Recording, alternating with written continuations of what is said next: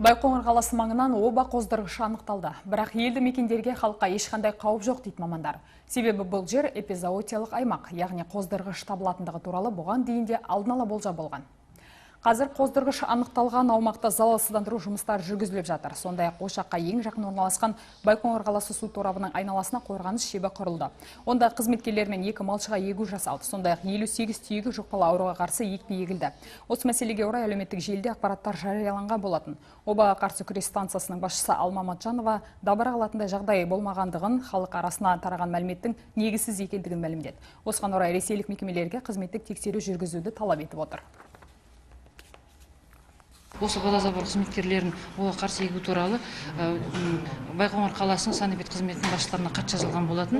Мекеменің арнайы официальный бланкісіне жазылған информация, почему неліктен ол желі кетіп қалғанын мен түсіндіре алмаймын, тек қана бір ғана біз хат жазған болатынбыз. Сол желіде жүрген. Ол туралы мен сол мекемесінің басшысы прокуратура арқылы мен ол кісінің үстінен арыз бергім келіп тұр. Себебі ол мекеменің арнайы қағазын ол сетке беруге ол кісінің міндетіне кірмейді деп ойлаймын.